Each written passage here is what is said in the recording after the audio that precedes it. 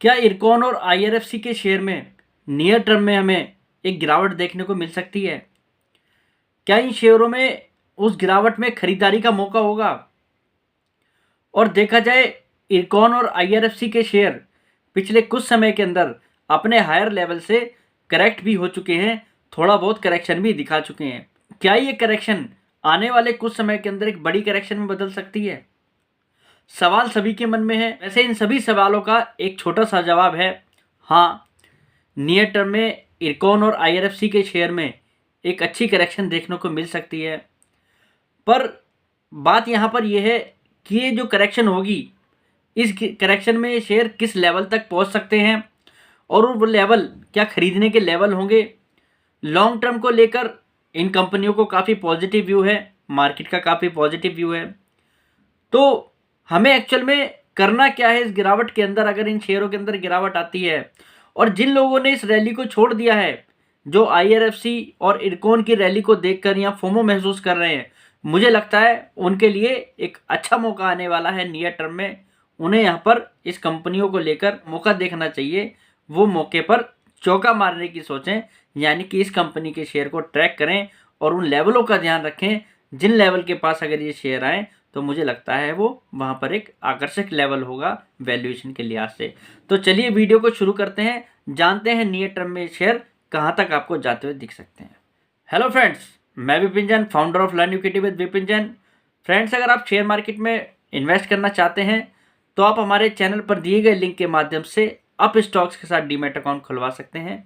अगर आप हमारे लिंक के माध्यम से अप स्टॉक्स के साथ डीमैट अकाउंट खुलवाएंगे तो हम आपको टेलीग्राम पर premium membership free of cost provide कराएंगे, जहां पर आपको डेली मार्केट अपडेट दिए जाते हैं। इरकॉन और आईआरएफसी दोनों ही रेलवे सेक्टर की दिग्गज कंपनियां हैं, दोनों ही इस समय वेल परफॉर्म कर रही हैं। फिनेंशियली हमने इस कंपनी को काफ़ी रेगुलर वे में कवर किया है। लॉन्ग टर्म व्यू इन कंपनियों को लेकर पॉजिटिव है और वैल्यूएशन के लिहाज से भी अभी भी कंपनियों में काफ़ी दम है। अगर लॉन्ग टर्म के व्यू के हिसाब से बात करें तो कंपनियां जो हैं हर तरीके से यहाँ पर कंफर्ट स्थिति में दिखती हैं। पर दिक्कत यहाँ पर एक है, वो ये है कि शॉर्ट टर्म के अंदर इन कंपनियों ने ब्लॉकबस्टर रिटर्न दिया है, वो रिटर्न ही यहाँ पर थोड़ी सी चिंताजनक स्थिति पैदा करता है। क्योंकि अगर हम बात करें इरकॉन की, तो इरकॉन ने एक साल के अंदर लगभग 305% का रिटर्न दिया है और 6 महीने के अंदर लगभग 152% का रिटर्न दिया है। और यहीं अगर हम बात करें आईआरएफसी की, तो आईआरएफसी ने एक साल के अंदर लगभग 434% का रिटर्न दिया है और यहीं अगर हम 6 महीने के लिहाज से देखें तो 370% का रिटर्न दिया है। यानी कि ये साल इन कंपनियों के लिए एक ड्रीम रन रहा है। यहाँ पर जिन लोगों ने इस कंपनी के अंदर पैसा इन्वेस्ट किया था, मुझे लगता है उनका पैसा यहाँ से 3 गुना और 4 गुना हो चुका है, यानी कि 1 लाख का 4 लाख यहाँ पर इन्वेस्टर ने बनाया है। इतने बड़े ड्रीम रन के बाद क्या ये कंपनियां यहाँ पर एक करेक्शन दिखा सकती हैं? तो उसका जवाब है हाँ, वाकई में ही ये करेक्शन दिखा सकती हैं, एक हेल्दी करेक्शन दिखा सकती हैं। क्योंकि अगर देखा जाए तो इरकॉन ने भी पास्ट में लगभग 281 रुपीज़ का हाई बनाया है और ये शेयर एट प्रेजेंट 234 रुपीज़ पे काम कर रहा है। यानी कि अपने हायर लेवल से ये शेयर आपको लगभग 20% की करेक्शन दिखा चुका है। करें आईआरएफसी की, तो आईआरएफसी अपने हायर लेवल 192 से लगभग 15% की करेक्शन दिखाकर इस समय 167 रुपीज़ पे काम कर रहा है। दोनों ही शेयर अपने हायर लेवल से लगभग 15 से 20% की करेक्शन तो एट प्रेजेंट भी दिखा चुके हैं। अब क्या ये करेक्शन यहाँ से और गहरा सकती है? ये करेक्शन अगर यहाँ से और गहराती है तो ये नीचे कहाँ तक जाती हुई दिखती है और वो लेवल क्यों इस कंपनी के लिए बाइंग लेवल होंगे, वो भी आपको समझाता हूँ मैं इस वीडियो के माध्यम से। जैसा मैंने आपको बताया, इरकॉन इंटरनेशनल एक वेल पोजीशन कंपनी है। कंपनी इस समय अच्छी खासी ऑर्डर बुक को एंजॉय कर रही है। कंपनी की आरओई डबल डिजिट आरओई है। कंपनी अच्छे खासे प्रॉफिट पर है। कंपनी अच्छा खासा रेवेन्यू क्लॉक कर रही है। कंपनी के फिनेंशियल्स काफ़ी स्ट्रॉन्ग हैं। फंडामेंटली कंपनी काफ़ी स्ट्रॉन्ग है। रेलवे सेक्टर पर गवर्नमेंट का काफ़ी अच्छा कैपेक्स है। मैनेजमेंट कंपनी को अच्छी तरह कंट्रोल कर रहा है। सभी पैरामीटर्स पर इरकॉन इंटरनेशनल इस समय अच्छी खासी यहाँ पर सिचुएशन में कंपनी है, वेल पोजीशन है। जितने भी प्रोजेक्ट कंपनी ले रही है बढ़िया तरीके से एग्जीक्यूट कर रही है, तो कंपनी में किसी भी तरीके का कोई इशू नहीं दिख रहा है। पर यह भी बात सच है कि कंपनी ने काफ़ी बड़ा बुल रन दिखाया है इस साल के अंदर, और शॉर्ट टर्म के लिहाज से भी अगर हम देखें। और ये भी सच बात है कि कंपनी जो है हायर लेवल से करेक्ट हुई है।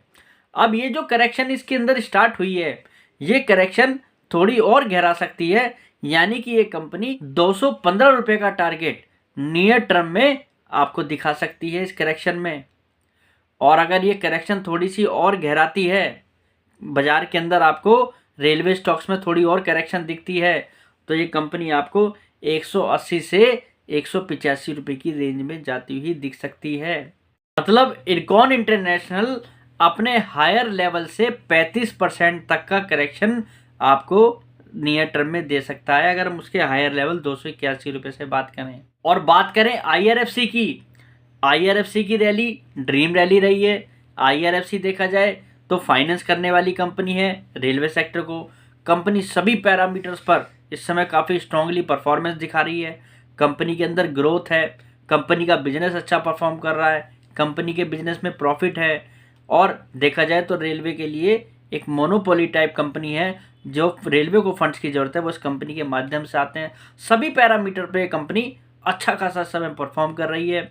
और वैल्यूएशन के लिहाज से भी देखें तो कंपनी कहीं भी एक्सपेंसिव नहीं है, पर फिर भी इस कंपनी के अंदर जो करेक्शन आ रही है उसके पीछे इसका बुल रन है।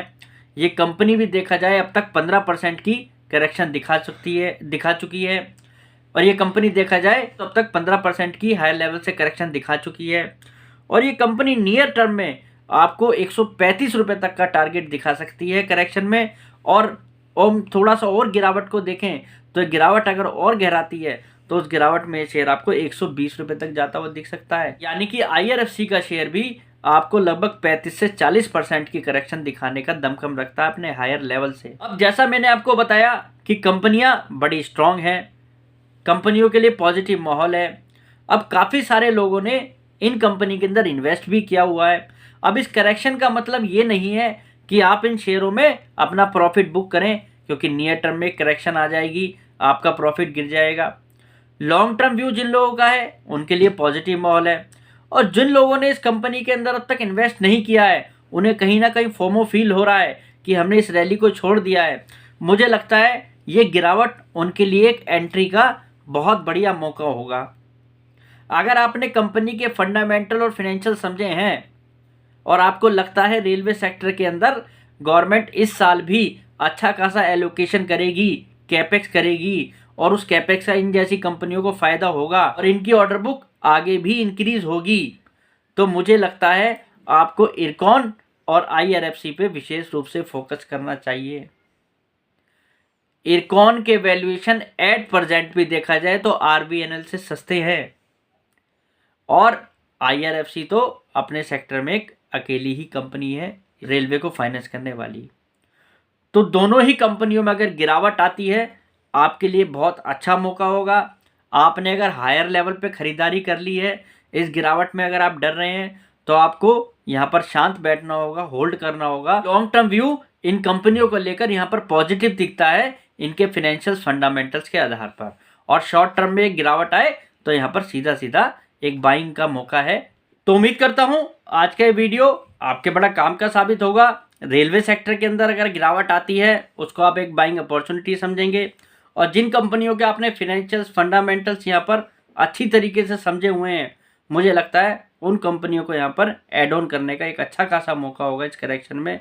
और अगर ये शेयर थोड़ा सा यहाँ पर सुस्ता के चलेंगे, यानी कि इतनी बड़ी रैली के बाद कंसोलिडेट होके चलेंगे, तो मुझे लगता है ये रैली आगे काफ़ी बड़ी रैली में बदल सकती है, और ये रैली काफ़ी स्ट्रॉन्ग रैली हो जाएगी, क्योंकि यहाँ पर किसी भी तरीके का बबल नहीं बनता हुआ दिखाई देगा इन कंपनियों के शेयर्स में। क्योंकि रेलवे सेक्टर के स्टॉक्स को लेकर बाज़ार काफ़ी पॉजिटिव है। बाज़ार को दिखता है कि आने वाले समय में यहाँ पर काफ़ी और ग्रोथ आने वाली है। तो इनके अंदर की जो रैली है काफ़ी बड़ी रैली दिखती है, काफ़ी लंबी चलने वाली रैली यहाँ पर दिखती है।